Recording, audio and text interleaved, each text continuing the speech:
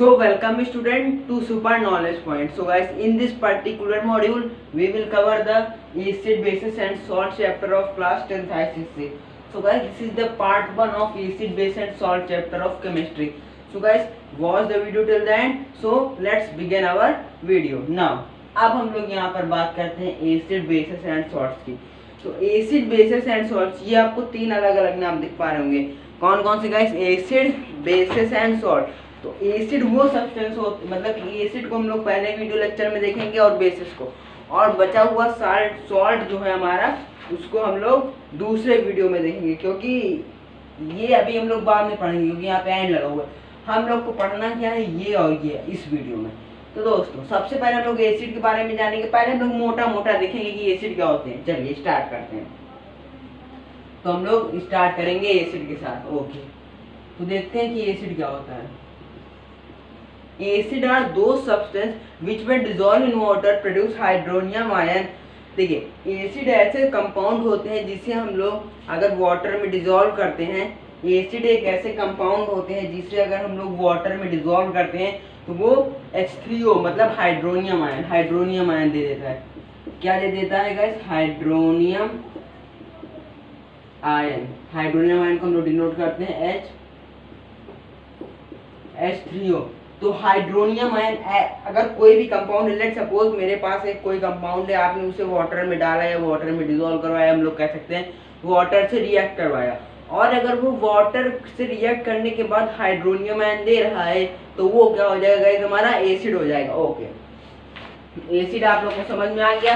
अब हम लोग एसिड तो आपको समझ में आ गया कि क्या होता है। हम लोग इसका एग्जांपल देखेंगे, क्योंकि एग्जांपल की मदद से हमें समझ में आने वाला है। तो इसका जो एग्जांपल है, सबसे पहले let's suppose HCl। Okay, HCl को जब हम लोग वाटर में डिसॉल्व करेंगे तो वो क्या करेगा, यहाँ का एक H जो होगा, हाइड्रोजन का जो एक H है, वो जब वाटर में डिसॉल्व होगा तो H प्लस H2O होगा यहाँ पे हमारे पास। और इस देखिए, ध्यान से देखिए, HCl का एक ये H और प्लस H2O का, तो ये H2 हो गए। अब यहाँ पे हमने इसको वाटर में डाला तो ये क्या हुआ, ये हाइड्रोनियम आयन फर्निश कर, मतलब हाइड्रोजन फर्निश किया। हाइड्रोजन फर्निश करने से क्या हुआ, ये दोनों आपस में रिएक्ट कर। आपको पता है कि प्रोटॉन इंडिपेंडेंटली एग्जिस्ट नहीं करता है। क्या? प्रोटॉन इंडिपेंडेंटली एग्जिस्ट नहीं करता। तो क्या है, H प्लस H2, ये हो जाएगा हमारा H3O, मतलब कि हाइड्रोनियम आयन ये हमें दे देगा, प्लस Cl बच जाएगा। तो ये हो जाएगा हमारा एसिड का एग्जांपल। उसी तरह हमारे पास हाइड्रोजन सल्फेट हो जाएगा। कैसे? देखिए, H2SO4 अगर हम लोग वाटर में डिसॉल्व करेंगे तो ये क्या करेगा, यहाँ पे दो H है, ये अपना एक H देगा और H2O क्या बना देगा, हाइड्रोनियम आयन बना देगा। तो वो भी क्या हो जाएगा, एसिड। तो ओवरव्यू ये निकलता है कि एसिड एक ऐसा कंपाउंड, अगर हम लोग लेट सपोज, रुक जाए इसको मैं इरेज कर देता हूँ ना। अब देखिए, ध्यान से देखिएगा, ये हमारे पास वाटर, उसमें हमने HCl एसिड डाला और वो जो H होगा उसका, वो एक वाटर के मॉलिक्यूल के साथ रिएक्ट करके हाइड्रोनियम आयन बना लेगा। और अगर वो हाइड्रोनियम आयन बना लेता है तो हम लोग उसे एसिड कहेंगे। ओके, नाउ अब हम लोग एक इसी डेफिनेशन पढ़ लेते हैं। Compound which contain one or more hydrogen atom and produce if we dissolve in water produce a hydronium ion. जब हम लोग इसे वाटर में डिसॉल्व करते हैं तो क्या करेगा, हाइड्रोनियम आयन बना लेगा। अब देखते हैं एसिड। अब हम लोग इसकी डिटेलिंग में जाते हैं। एसिड, ओके, देखिए now they have compulsorily hydrogen. तो जो एसिड्स होते हैं वो सारिन टेस्ट होते हैं। कौन सा टेस्ट होता है, मतलब सार, मतलब जो सारिन टेस्ट का होता है, इसे हम लोग कह सकते हैं खट्टा। तो जो एसिड होते हैं वो क्या होते हैं, खट्टा होता है। और बहुत सारे एसिड हम लोग, अब ये मत आप समझिए कि एसिड है मतलब खतरनाक नहीं। हम लोग बहुत सारे एसिड हम लोग खाते हैं, और बहुत सारे एसिड हमारे पेट में बनते हैं जो कि फूड को डाइजेस्ट करते हैं। जैसे जो हमारे बॉडी में एक एसिड पाया जाता है HCl, वो क्या करता है, हमारे फूड को डाइजेस्ट करता है। और आपने देखा होगा जो वर्मिसली मतलब चाउमीन होती है, चाइनीज फ्रूट होता है, चाइनीज फूड है, उसमें हम लोग विनेगर डाल के खाते हैं तो उसमें एसिटिक एसिड होता है। और जितने भी सिट्रस फ्रूट होते हैं, मतलब रसे जिसमें जूस निकलता है, खट्टे खट्टे फ्रूट, उसमें सिट्रिक एसिड पाया जाता है। तो एसिड कुछ हार्मफुल होते हैं, कुछ हेल्पफुल होते हैं। ओके, ना अब देखते हैं हम लोग acid they have compulsorily hydrogen atom as their constituent. ध्यान से देखिए, they have compulsorily hydrogen atom as their constituent, मतलब कि एसिड के पास ये कैरेक्टरिस्टिक होनी चाहिए कि उसके पास हाइड्रोजन एटम जरूर से होना चाहिए। अगर होगा तभी वो वाटर के साथ डिजोल्व कर पाएगा, नहीं तो नहीं हो पाएगा। देखिए HCl का एग्जांपल लेते हैं हम लोग, H2SO4 का एग्जांपल लेते हैं, HNO3 का एग्जांपल लेते हैं। ये हमारा हाइड्रोक्लोरिक एसिड, ये हमारा हाइड्रोजन सल्फाइड और ये हमारा नाइट्रिक एसिड HNO3। ओके, अब देखिए इसके पास भी हाइड्रोजन एटम है, हाँ है, तो ये भी एसिड है, ये भी एसिड है, इसके पास में ये भी एसिड।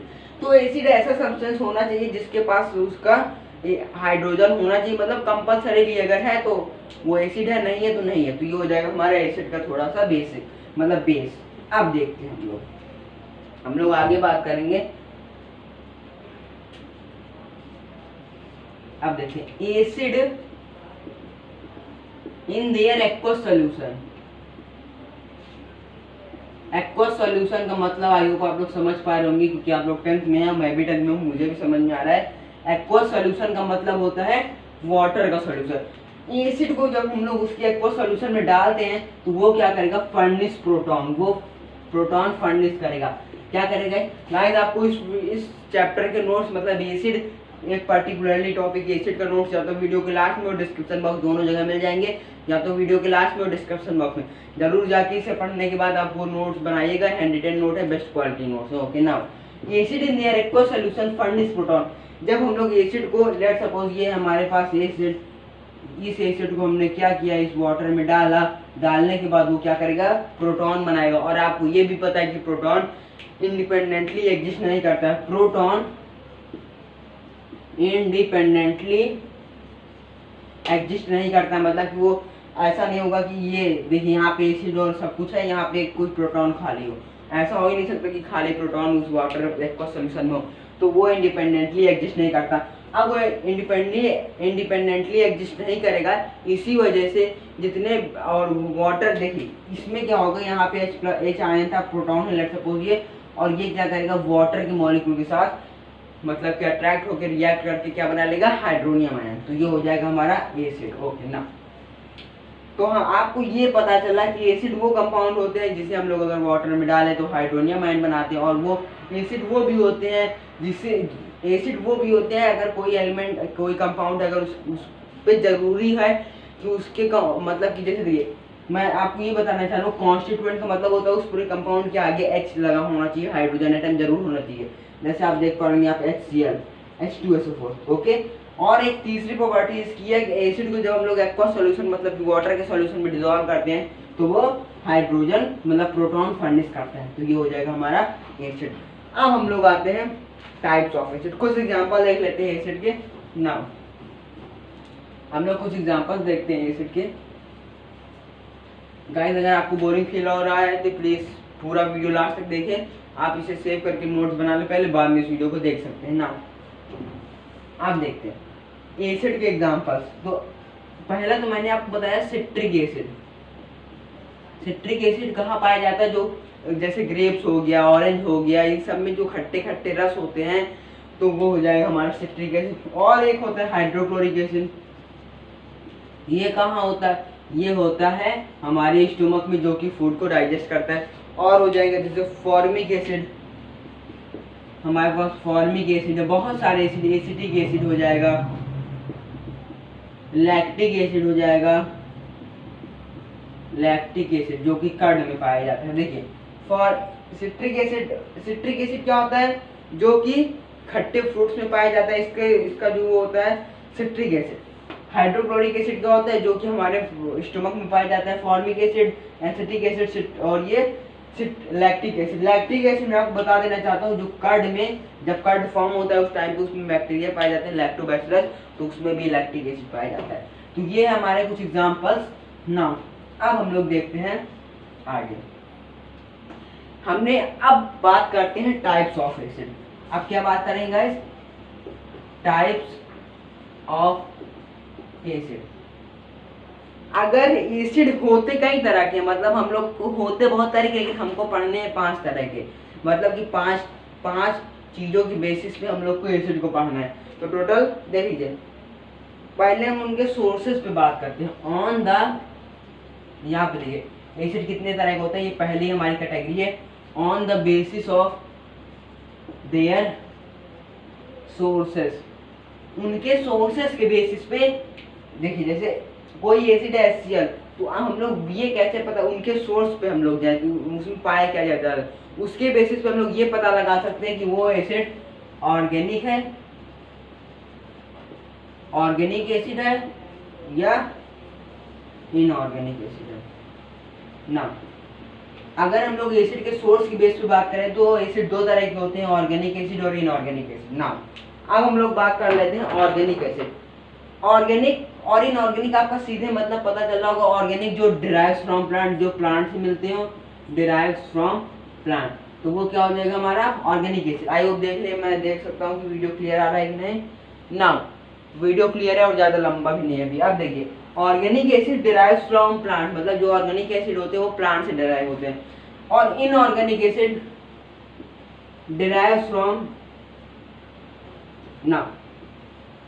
ऑर्गेनिक एसिड जैसा कि प्लांट से डिराइव होता है, उसी तरह इनऑर्गेनिक एसिड हमारा मिनरल्स कह सकते हैं या इनऑर्गेनिक कंपाउंड, मिनरल्स कह सकते हैं या इनऑर्गेनिक कंपाउंड से डिराइव होता है। ओके देखिए, organic acid derives from plant and inorganic acid derives from mineral और we can say inorganic compound. Now अब देखिए, आई होप आपको इतना समझ में आ गया होगा। नाउ अब हम लोग, ये हमारी पहली कैटेगरी थी, on the basis of their sources. Okay, अब देखते हैं दूसरी कैटेगरी। दूसरी जो कैटेगरी है, on the basis of basicity of acid. कौन सी गाइस दूसरी? On the basis of basicity of acid, मतलब कि एसिड की बेसिसिटी के बेस पे एसिड तीन तरह के होते हैं, मोनोबेसिक, डाइबेसिक एंड ट्राइबेसिक। देखिए मैं आपको बताना चाहता हूँ कि बेसिसिटी क्या होती है। ओके, बेसिसिटी की हम लोग बात कर रहे हैं। ध्यान दीजिएगा गाइस, हमने एक मॉलिक्यूल ऑफ एसिड, हमने एक एसिड का एक मॉलिक्यूल इसमें डाला। ओके, हमने एसिड का सिर्फ एक मॉलिक्यूल डाला। नाउ हमने एसिड का क्या किया गाइस, सिर्फ एक मॉलिक्यूल डाला। वो डालने के बाद वो जितने हाइड्रोनियम आयन देगा, मतलब ध्यान देखिएगा, the number of hydronium ion in H+ aqua, मैंने एसिड के एक मॉलिक्यूल को डाला और वो जितने H+ आयन दे दे उसे हम लोग कैसे कहते हैं basicity. When one molecule of acid dissolve in aqueous solution which gives one or two or more than two H+ ions, उसे हम लोग कहते हैं बेसिसिटी। मतलब कि हमने एक पर्टिकुलर एक्वस सॉल्यूशन में एक मॉलिक्यूल HCl डाला और वो मॉलिक्यूल कितने हाइड्रोजन दे सकता है, या कह सकते हैं हाइड्रोजन के H+ एक्वा आयन दे दे। H+ एक्वा मतलब कि एक्वस सॉल्यूशन में H+ आयन जितने भी दे दे उसे हम लोग कहते हैं basicity. Let's revise one time of, देखिए एक बार और देखते हैं। बेसिसिटी किसी एक पर्टिकुलर, मानिए 10 ग्राम ऑफ वाटर, उसमें हमने 1 gram of one molecule of acid डाला, वो जितने हाइड्रोजन या हाइड्रोजन H+ एक्वा दे दे उसे हम लोग कहते हैं बेसिसिटी। H+ एक्वा का मतलब जितने हाइड्रोजन के प्रोटॉन दे दे, जितने वो प्रोटॉन फर्निश कर पाए।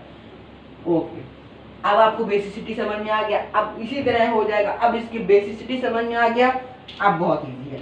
ये हो जाएगा हमारा मोनोबेसिक।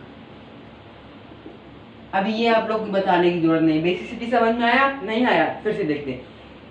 एक मॉलिक्यूल, किसी एक को सॉल्यूशन में, मतलब किसी वाटर के सॉल्यूशन में हमने एक मॉलिक्यूल ऑफ एसिड डाला और वो जितने हाइड्रोजन दे दे, जितने प्रोटॉन फर्निश कर दे हाइड्रोजन के, वो हो जाएगा हमारा बेसिसिटी।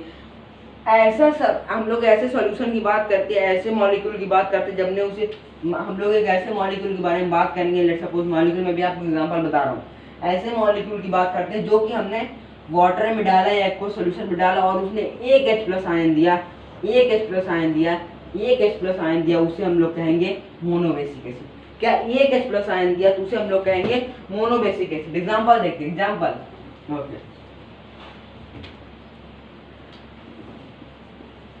HNO3 को हम लोग कहते हैं नाइट्रिक एसिड। नाइट्रिक एसिड को जब हमने वाटर में डिसॉल्व किया, नाइट्रिक एसिड को जब हमने वाटर में डिसॉल्व किया तो वो क्या करेगा, नाइट्रिक एसिड है, लेट्स सपोज यहाँ पे नाइट्रिक एसिड है, हमने एक मॉलिक्यूल डाला नाइट्रिक एसिड का, उसके बाद वो वाटर में डिसॉल्व हो गया, हमारा वाटर H2O है, उसमें वो जितने हाइड्रोजन के आयंस दे दे, मतलब हाइड्रोजन दे दे, वो हो जाएगा मोनोबेसिक। तो ये एक हाइड्रोजन देगा, तो ये देगा क्या, फाइनली ये देगा H3O1+, मतलब कि एक हाइड्रोनियम आयन देगा, तो वो हो जाएगा हमारा, और यहाँ पे नाइट्रेट का आयन बाहर हो जाएगा। ओके, फिर से देखते हैं। देखिए नाइट्रिक एसिड को हमने, नाइट्रिक एसिड का एक मॉलिक्यूल हमने वाटर में डिसॉल्व किया तो वो एक हाइड्रोजन का आयन देगा, और यहाँ का एक हाइड्रोजन का आयन, यहाँ का एक वाटर और एक ही इसका हाइड्रोजन आयन मिलके हाइड्रोनियम आयन बना देगा और नाइट्रेट आयन बाहर हो जाएगा। आई होप आपको इतना समझ में आया होगा, नहीं आया अभी? चलिए दूसरा एग्जांपल देखते हैं। ओके, मैं कलर चेंज कर लेता हूँ ना। तो जो हमारा दूसरा एग्जांपल है वो है इसी की बेसिस पे लेते हैं HNO3 plus H2O, sorry gas, HNO3 नहीं लेंगे हम लोग, यहाँ पे हम लोग लेंगे NaOH। देखिए इसी एग्जांपल को ध्यान समझते, क्योंकि ज्यादा कंफ्यूजन से ज्यादा एग्जांपल ज्यादा कंफ्यूजन होती है। देखिए यहाँ पे क्या किया हमने, एक हमारे पास क्या था, नाइट्रिक एसिड का मॉलिक्यूल था। ओके, एक नाइट्रिक एसिड का हमारे पास मॉलिक्यूल है HNO3। ओके, इतना समझ में आया? हमने उसे वाटर में डिसॉल्व किया ना, वाटर में भी डिसॉल्व कर दिया, उसके बाद वो हमें एक हाइड्रोजन का आयन जो उसके पास था वो फर्निश कर देगा, उसने एक हाइड्रोजन आयन अपनी फैमिली से अलग कर दिया, बचा कितना, ये सिर्फ बचा, ये बचा, ये अलग हो गया। और इसका मैंने अभी आपको बताया कि जो एसिड में जो कंपाउंड, मतलब कि ऐसा कंपाउंड जिसके आगे H लगा हो और वो प्रोटॉन इंडिपेंडेंटली एग्जिस्ट नहीं रखते, मतलब वो अकेला रह ही नहीं सकता, वो जाके वाटर के मॉलिक्यूल के साथ चिपक कर, वाटर के मॉलिक्यूल के साथ, सॉरी गाइस ये प्लस है, वाटर के मॉलिक्यूल के साथ चिपक कर क्या दे देगा हमें, H3O, मतलब हाइड्रोनियम आयन। तो ये हो जाएगा हमारा मोनोबेसिक एसिड। ओके, इतना समझ में आया? आई होप आपको समझ में आया होगा। अब हम लोग बात कर लेते हैं इसकी दूसरी कैटेगरी, डाइबेसिक एसिड। ओके, जो इसकी दूसरी कैटेगरी है वो है डाइबेसिक। बहुत इजी ये चैप्टर आपके लिए एसिड बेस एंड सॉल्ट एकदम इजी कर दूंगा मैं, बस आपको क्या करना है, हमारे चैनल को सब्सक्राइब करना है, लाइक करना है और शेयर करना है। देखिए बी है क्या हमारे पास, डाइबेसिक एसिड। डाइबेसिक एसिड, अभी मैंने आपको बेसिसिटी बताया कि हम लोग एक मॉलिक्यूल ऑफ एसिड डालते हैं किसी एक्वस सॉल्यूशन में, और वो जितने हाइड्रोजन दे दे वो हो जाएगा हमारा बेसिसिटी। इसी तरह पहली कैटेगरी आ गया, हमने एक मॉलिक्यूल ऑफ एसिड डाला और वो एक हाइड्रोजन दिया तो हो जाएगा मोनोबेसिक। हमने एक मॉलिक्यूल ऑफ एसिड डाला और वो दो हाइड्रोजन के मॉलिक्यूल्स दे दिया, दो हाइड्रोजन के प्रोटॉन दे दे, वो हो जाएगा हमारा डाइबेसिक एसिड। मेरी स्पीड थोड़ी ज़्यादा है, आप इस वीडियो को स्पीड में कम करके देख सकते हैं। आप जाके नॉर्मल से थोड़ा पीछे करके, 1 पॉइंट पीछे करके आप देखिए, जिस वीडियो को आपको पूरा समझ में आएगा। नाउ अब देखते हैं हम लोग इसका एग्जांपल। डाइबेसिक एसिड वो होता है, हमने एक, हमारे पास ये सॉल्यूशन था, इसमें H2O है, हमने इसमें एक मॉलिक्यूल ऑफ H2SO4 डाला, मतलब सल्फ्यूरिक एसिड। हमने इसमें एक मॉलिक्यूल ऑफ H2SO4 डाला और वो वाटर में डिसॉल्व होने के बाद दो हाइड्रोजन दिया, तो उसने दो हाइड्रोजन के मॉलिक्यूल दिया, तो वो हमारा क्या हो जाएगा, डाइबेसिक। रिएक्शन देखते हैं, H2SO4 को हमने क्या किया, वाटर में डिसॉल्व किया। वाटर में डिसॉल्व करने के बाद क्या होता है, हमने H2SO4 को वाटर में डिसॉल्व किया और डिसॉल्व करने के बाद कुछ नहीं हुआ, उसमें कुछ भी नहीं हुआ। हमने H2SO4 को वाटर में डिसॉल्व किया, वो क्या करेगा, वो अपना एक हाइड्रोजन का आयन इस वाटर के साथ, इस वाटर को दे देगा, वो चिपक कर क्या बना लेगा, हमारा HSO4। तो ये क्या करेगा, हमारे दो हाइड्रोजन के मॉलिक्यूल को देगा और यहाँ पे जो हाइड्रोनियम आयन है वो आ जाएगा। समझ में नहीं आया ना आप लोग को? चलिए मैं फिर समझाने की कोशिश करता हूँ। देखिए एकदम कंसंट्रेट यहाँ पे करिए, देखिए ध्यान से। यहाँ पे दो हाइड्रोजन थे, यहाँ पे वाटर का मॉलिक्यूल। अब यहाँ का एक हाइड्रोजन, अब इसके पास लेट सपोज यहाँ का भी एक हो गया, यहाँ का एक हाइड्रोजन इस मॉलिक्यूल इस वाटर के साथ रिएक्ट करके क्या दे देगा, हमें दे देगा H3O। यहाँ का भी एक बचा था, वो पूरा का पूरा यहाँ पे आ गया और इसने इसका एक मॉलिक्यूल वाटर के साथ रिएक्ट करके H3O मतलब हाइड्रोनियम आयन दे दिया। तो हम लोग ये कह सकते हैं हमने किसी एक एक्वस सॉल्यूशन में एक मॉलिक्यूल का एसिड डाला और वो 2 हाइड्रोजन के हाइड्रोजन दे रहा है, तो वो क्या हो जाएगा हमारा डाई बेसिक। सेम इसी तरह होता है हमारा ट्राई बेसिक। आई होप आप लोग को समझ में आ रहा हो। अगर आपको समझ में आ रहा है प्लीज वीडियो को तुरंत लाइक करें, सब्सक्राइब करें और शेयर करें। अब देखते हैं हमारे पास इसकी दूसरी कैटेगरी है, मतलब सॉरी तीसरी कैटेगरी, वो है हमारी ट्राई बेसिक। सी डाल देता हूं मैं, क्या है हमारी ट्राई बेसिक। तो ट्राई बेसिक एसिड कुछ नहीं है, मैंने आपको बताया बेसिसिटी क्या होती है। हम लोग किसी एक मॉलिक्यूल ऑफ एसिड वाटर में डालते हैं और वो जितने हाइड्रोजन दे दे उतने ही उसी को हम लोग बेसिसिटी करते हैं। पहले केस में वो 1 हाइड्रोजन दे रहा था, दूसरे केस में 2 हाइड्रोजन और तीसरे केस में 3 हाइड्रोजन। 4 हाइड्रोजन वो देगा ही नहीं तो वो कंपाउंड खत्म हो जाएगा। तो ट्राई बेसिक एसिड का हम लोग बात करते हैं, इसका एग्जाम्पल देखते हैं। इसका एग्जाम्पल हो जाएगा हमारे पास H3PO4। ओके, क्या हो जाएगा हमारे पास H3PO4 और इसे हमने वाटर में डिसॉल्व किया, आप ध्यान दीजिएगा वाटर में डिसॉल्व करने के बाद ये क्या करेगा, ध्यान दीजिएगा नाउ इसके पास 3 हाइड्रोजन क्या आए थे नाउ ये अपना सिर्फ 1 हाइड्रोजन, मैं मार्कर चेंज कर देता हूँ, ये अपना सिर्फ 1 हाइड्रोजन देगा। ओके, ये इसके साथ रिएक्ट करेगा, क्या दे देगा हमें H3O, मतलब कि हाइड्रोनियम आयन दे देगा। प्लस और क्या देगा, यहाँ पे इसके पास 2 अभी भी बचे थे क्योंकि इसने सिर्फ अपना एक दिया, तो ये हो जाएगा H2PO4 माइनस। आई होप आपको इतना समझ में आया होगा। ध्यान से देखिए, ये प्लस हो जाएगा, ये माइनस। देखिए फिर से देखते हैं एक बार और, देखिए क्या ध्यान से, इसके पास कितने मॉलिक्यूल थे, 3 H3PO4 था, मतलब हाइड्रोजन के 3 मॉलिक्यूल थे। ये वाटर में डिसॉल्व हुआ, इसने अपने एक हाइड्रोजन दिया जो कि इंडिपेंडेंटली नहीं रह पाया, वो हाइड्रोजन के साथ जाके बॉन्ड बना लिया अपना और बना लिया उसने H3O। तो हमें ये तो पता चल गया कि ये एसिड है। अब आगे क्या होगा, इसके पास बचे सिर्फ 2 क्योंकि ये किसने अपना जान दे दिया, तो ये 2 पूरा यहाँ पे आ जाएगा। अब आपको कितना समझ आएगा। तो मैंने आपके लिए दूसरी कैटेगरी भी समझा दी। अगर आपको ये वीडियो अच्छा लग रहा हो प्लीज गाइस, मैं बार कह रहा हूँ लाइक करें, सब्सक्राइब करके बेल नोटिफिकेशन ऑल पे सेट कर दे ताकि मैं जब इसका अगला पार्ट बेस वाला अपलोड करूँ तो आपको तुरंत पता चले ना।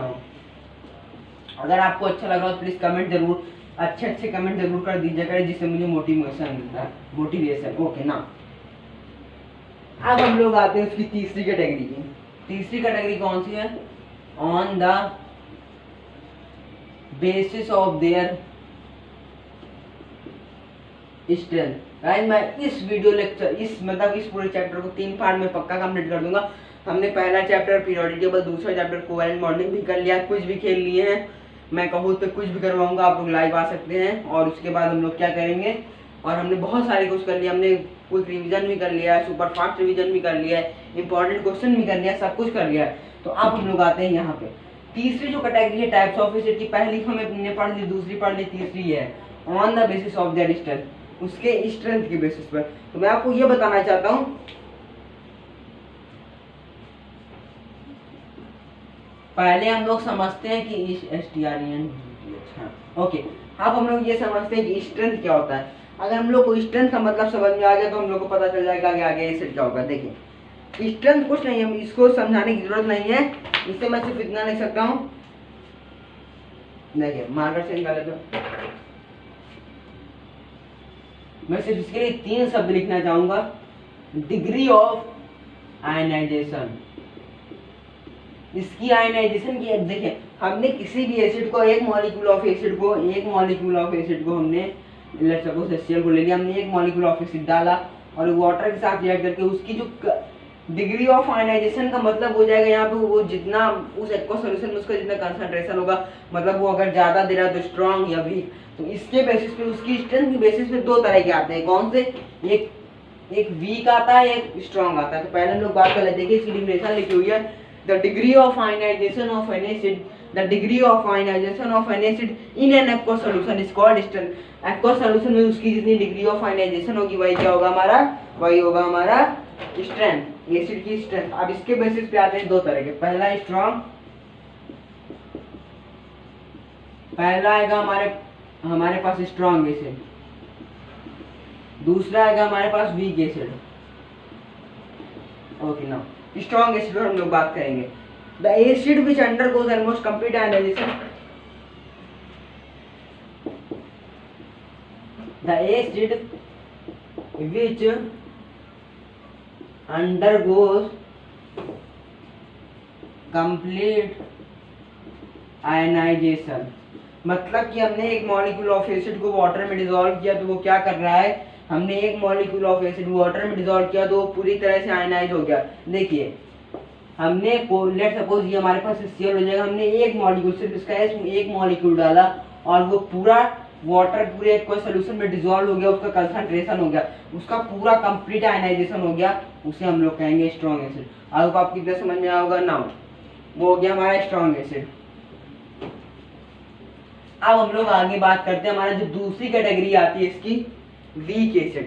कौन सी आती है गाइस, वीक एसिड।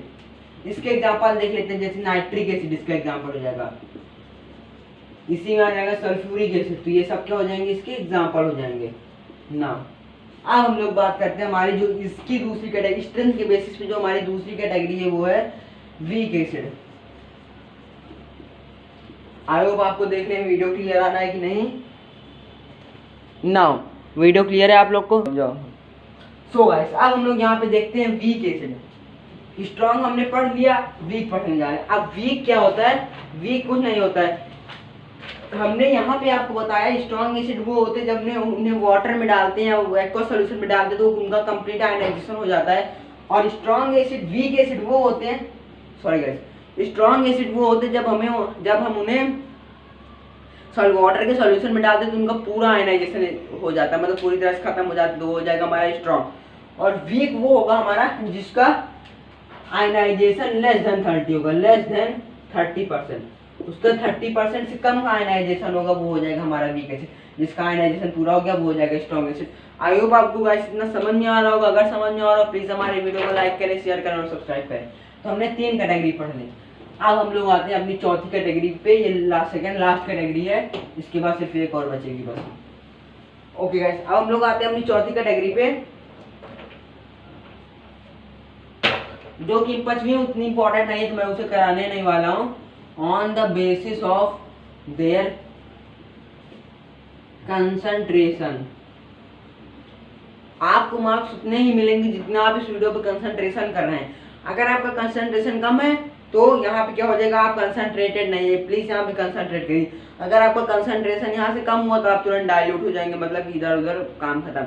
इसलिए पूरा कंसंट्रेट यहाँ करिए और कंसंट्रेशन एसिड को समझिए। देखिए कंसंट्रेशन का मतलब यहाँ पे होता है, कंसंट्रेशन का मतलब होता है कि हमने उसको, लेट सपोज आप एग्जांपल ले लीजिए, यहाँ पे वाटर है यहाँ पे, और हमने उसमें एक जो नील आती है इंक को हमने डाला एक ड्रॉप डालने पे वो वाटर को कितना ज्यादा नीला कर सकती है, मतलब कितना ज्यादा एरिया वो अपने ब्लू कलर से कवर कर सकती है, वो हो जाएगी उसकी कंसंट्रेशन। फिर से एक बार समझेंगे, the measure of the amount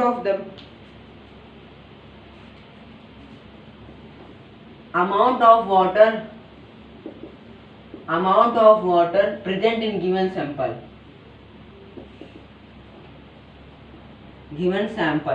मैंने आपको अभी एक एग्जांपल दिया, यहाँ पे हमने एक ड्रॉप डाली किसकी, इंक की एक ड्रॉप डालने पे वो इतना लेट सपोज इतना एरिया वो कवर कर लेगी, इतना एरिया ब्लू हो जाएगा, बचा हुआ जितना एरिया बचेगा वो हो जाएगा हमारा कंसंट्रेशन का मतलब मैं आपको डेफिनेशन बताना चाहता हूँ बहुत easy. The measure of the amount of water present in given sample पे, मतलब हमने इसमें इतना ही वाटर था, उस वाटर में वो जितना एरिया कवर करेगी वो जितना नहीं कर पाएगी वो हो जाएगा कंसंट्रेशन। अब इसके बेसिस पे 2 तरह के होते हैं, एक कंसंट्रेटेड एसिड, कौन सा हो जाएगा गाइस, एक हो जाएगा कंसंट्रेटेड एसिड। देखिए पहला टाइप हो जाएगा हमारा कंसंट्रेटेड और दूसरा हो जाएगा हमारे पास डाइल्यूट। चलिए हम लोग कंसंट्रेटेड एसिड को समझते हैं। कंसंट्रेटेड एसिड कुछ नहीं है, the sample of an acid which contain a sample of acid which contain little or no amount of water। हम लोग एसिड की एक ऐसे सैंपल के बारे में बात करेंगे, लेट सपोज ये Cl का सैंपल है और वो ना मात्र का मतलब नेग्लिजिबल वाटर कंटेन करती हूँ या नहीं कंटेन करती, मतलब थोड़ा सा या एकदम नहीं, थोड़ा सा या बिल्कुल नहीं, उसे हम लोग कहें कंसंट्रेटेड एसिड। हमने एक एसिड को वाटर में डाला और वो थोड़ा सा भी, मतलब थोड़ा सा नहीं, मतलब कि ना के बराबर वो वाटर कंटेन करे, जिसे हम लोग कहेंगे कंसंट्रेटेड एसिड। और डाइल्यूट एसिड इसी का होता है जो कि वाटर कंटेन करेगी। तो ये हो गया हमारा एसिड के चारों टाइप। पहला हो जाएगा हमारा on the basis of their sources, दूसरा हो जाएगा on the basis of their strength, तीसरा हो जाएगा on the basis of their basicity, और चौथा हो जाएगा हमारा कंसंट्रेशन बेसिस, मतलब कि सोर्सेस, स्ट्रेंथ, बेसिस, बेसिसिटी और कंसंट्रेशन। तो ये हो जाएगा हमारा उसके टाइप कंप्लीट। तो हमने इस वीडियो में क्या किया, अरे अभी पूरा देखना, अभी पूरा देख के जाइएगा, मैं सिर्फ बता रहा हूँ। हमने इसमें एसिड के बारे में पढ़ा, और एसिड ही हम लोग पढ़ रहे हैं तो सिर्फ एसिड को ही रहने देते, बाकी सब साफ। ओके, तो हमने एसिड के बारे में पढ़ा, एसिड के टाइप पढ़े। अब हम लोग बात कर लेते हैं, हमने देखिए एसिड पढ़ लिया, एसिड की हमने पूरी जानकारी ले ली, अभी पूरी नहीं ली, बाकी अगले क्लास में लेंगे। तो गाइस हमने एसिड की पूरी जानकारी ली, थोड़ी सी ली, अपने सिलेबस के हिसाब से पूरी ले ली। फिर हमने उसके टाइप पढ़े, कितने तरह के होते हैं। मैं आपको यहाँ पे एक फैक्ट बताना चाहता हूँ, प्लीज ध्यान से देखिए। टोटल 25,000 कंपाउंड्स हैं, मतलब कि 25,000 कंपाउंड को साइंटिस्ट को अरेंज करना था कि हम कैसे अरेंज करें। वो सोचते रहे कैसे अरेंज करें।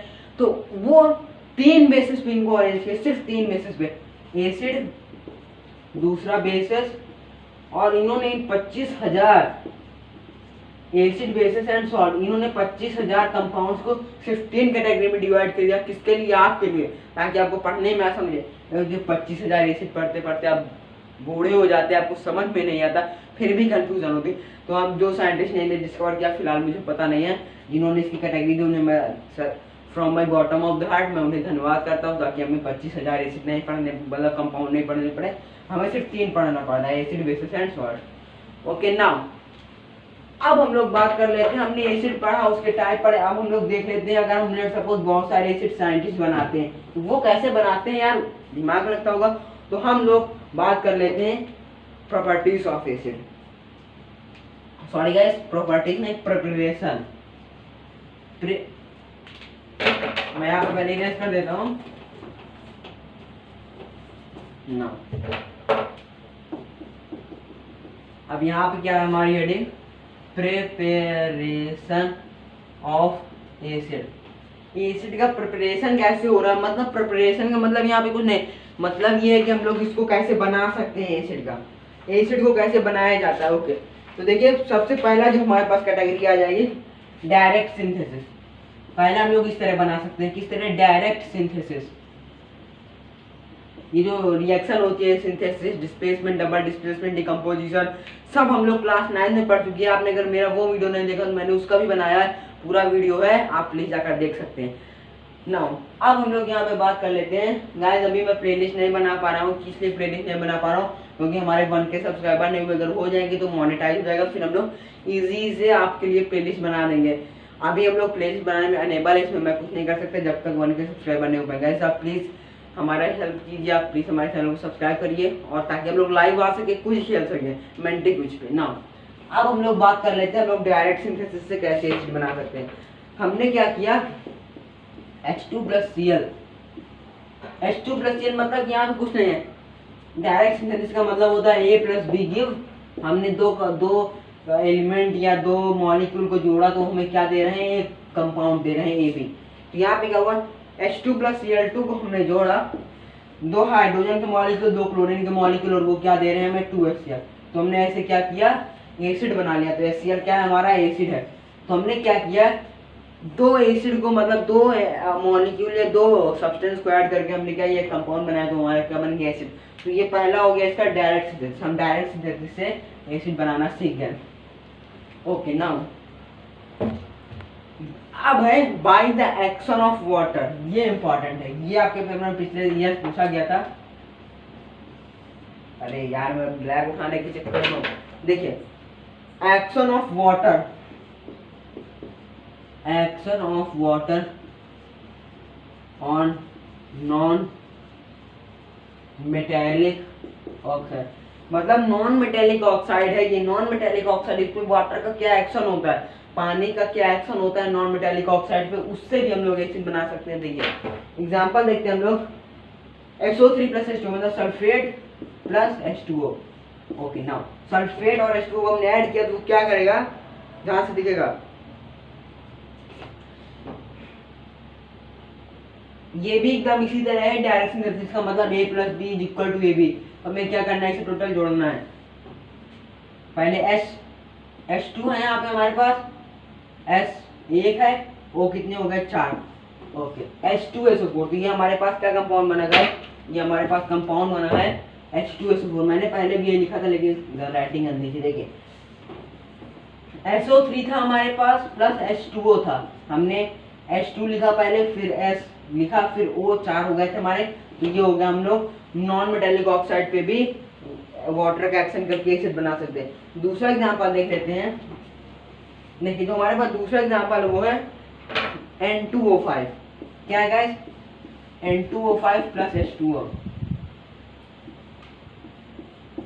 क्या है गाइस, N2O5 प्लस H2O। तो ये हमें देगा, देखिए ये बन ही नहीं पा रहा। देखिए N2O5 हो जाएगा हमारे पास, और H2O हो जाएगा, तो ये हमें देगा 2HNO3। तो ये में क्या देगा 2HNO3। तो गाइस ये था हमारा दूसरा प्रोसेस जिसमें कि हम वाटर का एक्शन नॉन मेटालिक एसिड पे करके देख रहे थे। ओके नाउ अब हम लोग अगली जो हमारी 4 तरह से हम लोग एसिड को प्रिपेयर करते हैं, हमारे सिलेबस में 4 तरह से प्रिपेयर करना बताया गया है। तो जो हमारे पास तीसरी कंडीशन है वो है by oxidation of non metal. कौन सी है guys, by oxidation of non metal. Guys अगर आप लोग हमारे वीडियो पे कमेंट करते हो तो मुझे अच्छा लगता है, जैसा कि पिछला कमेंट सोनल मिश्रा जी ने किया था और फिर आशा मिश्रा जी ने भी किया था। इन सभी को मैं बॉटम ऑफ हार्ट से धन्यवाद करता हूं। और ट्यूब गेमिंग ट्यूब ऐसे करके कुछ भी कमेंट आया था, तो आप अगर कमेंट करते हैं तो मुझे अच्छा लगता है। गाइस प्लीज कमेंट करते रहिएगा। Now by oxidation of non metal, अब हम लोग क्या करेंगे, यहाँ पे नॉन मेटल को ऑक्सीडेशन करेंगे। Let suppose S plus 6HN। Okay guys आज के लिए इस वीडियो में कमेंट करने का मैंने एक मेथड बता दिया, मतलब किस तरह कमेंट करना है, इसका नाम बताइए कमेंट करके, तुरंत कमेंट करिए। अभी वीडियो पॉज करिए, पहले इसका नाम सोचिए और कमेंट करिए। अब देखिए S प्लस 6HNO3, मतलब यहाँ पे नाइट्रिक एसिड के 6 मॉलिक्यूल है। और ये क्या देगा, ये हमें पहला तो H2SO4 देगा, ये हमें पता था H2SO4, और हमें H2SO4 देगा। और फिर हमारे पास क्या होगा, वाटर के 2 मॉलिक्यूल डिसॉल्व होंगे, मतलब यहाँ पे हमारे पास वाटर के 2 मॉलिक्यूल निकलेंगे और नाइट्रोजन गैस इवॉल्व होगी 6NO2। तो नाइट्रोजन गैस के 6 मॉलिक्यूल इवॉल्व होंगे। ये हमारा हो गया by oxidation of non metal. और एक है बाई डिस्प्लेसमेंट, वो बहुत ईजी है। चौथा क्या है हमारे पास, बाई डिस्प्लेसमेंट।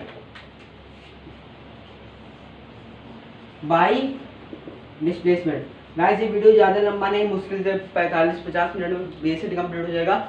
और आप अगर कहीं और जाएंगे तो आपको पूरा 10-12 वीडियो हैं 1 घंटे के, तो आप इसे प्रेफर कर सकते हैं मेरे हिसाब से। अब देखिए हम लोग बात करते हैं बाई डिस्प्लेसमेंट। अब बाई डिस्प्लेसमेंट क्या हो जाएगा, देखिए NaCl सबसे easy example, NaCl plus H2SO4, ये क्या देगा हमें, ये इसको डिस्प्लेस करके ये इसको, यहाँ पे हमारे पास हो जाएगा NaSO4 प्लस H2Cl। ओके तो ये हो पाएगा, सॉरी गाइस, NaHSO4 NaHS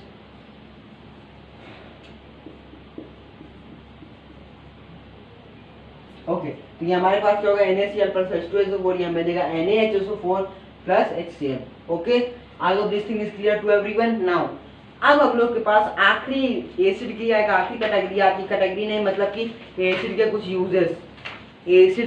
कुछ यूजेस पढ़ेंगे, बस हमारा ये वीडियो कंप्लीट हो जाएगा, मतलब एसिड हम लोग पढ़ चुके होंगे। तो गाइस अगर आपको वीडियो नहीं समझ में आओ तो प्लीज़ आप रिवाइंड करके दोबारा देख लीजिए, और मैं इसका सुपर फास्ट रिवीजन भी करवाऊंगा, आप उससे भी अटेम्प्ट जरूर करिएगा। ना अब हम लोग का आता है uses of some acid. Uses of some acid मतलब एसिड का क्या क्या यूज होता है। एसिड देखिए सबसे पहला हम लोग बात कर लेते हैं अपने हमारे जो पेट में, मतलब कह सकते हैं स्टमक में जो एसिड बन रहा है HCl के बारे में। तो अगर हमारे स्टमक में HCl एसिड नहीं बनेगा तो हमारा खाना डिजॉल्व नहीं होगा। हमारा खाना डिजोल्व नहीं होगा तो दिक्कत हो जाएगी, क्योंकि भाई सबसे बड़ी दिक्कत होती है खाना डिजोल्व ना होना, लीवर में प्रॉब्लम आ जाएगी। लीवर में प्रॉब्लम आने की वजह से हमारी डेथ हो सकती है। तो HCl जो एसिड है वो प्रोड्यूस होता है, वो किस लिए प्रोड्यूस होता है, हमारे फूड को डाइजेस्ट करने के लिए। और बहुत सारे एसिड है, बोरिक एसिड, यार ये कौन सा एसिड है, बोरिक एसिड भी होता है, बोरिक एसिड BORIC, आपको नाम से समझ में आ रहा होगा, आई वॉश, और इसे लोग एंटीसेप्टिक भी कह सकते हैं, मतलब एंटीसेप्टिक की तरह काम करता है। तो जो बोरिक एसिड होता है, जब किसी की आंख में प्रॉब्लम हो जाता है या वेस्ट कचरा जम जाता है उनकी आंखों में, तो वो उसे साफ करवाने के लिए बोरिक एसिड का यूज करते हैं। तो मतलब इंपॉर्टेंट है बोरिक एसिड। अब अगला आ जाएगा हमारे पास सिट्रिक एसिड। जो आप संतरा खाते हैं, मतलब कि ऑरेंज हो गया और ग्रेप्स हो गए, और जो बहुत सारे होते हैं, शुगर केन हो गया, इन सब में क्या होता है, जो रस प्रेजेंट होता है, मतलब जो वाटर टाइप में होता है, जूस प्रेजेंट होता है, वो क्या किस काम में होता है, फूड प्रिजर्वेशन। गाइस मुझे सारी लाइन रटी नहीं होती तो मैं थोड़ा देख लेता हूँ, बाकी मैं पूरा अपने हिसाब से समझाता हूँ, आई होप आपको समझ में आएगा। तो ये होते हैं कुछ एसिड का यूज, HCl का होता है फूड डाइजेस्ट करने का, और ऑक्जेलिक एसिड इंक स्टेन करने का काम आता है। बहुत सारे एसिड होते हैं, पढ़ते हम लोग, बूढ़े तो नहीं होंगे क्योंकि बूढ़े हम लोग हो जाते हैं जब अगर 25,000 एसिड को डिवाइड न किया जाता है, इसलिए हम लोग बूढ़े नहीं हुए।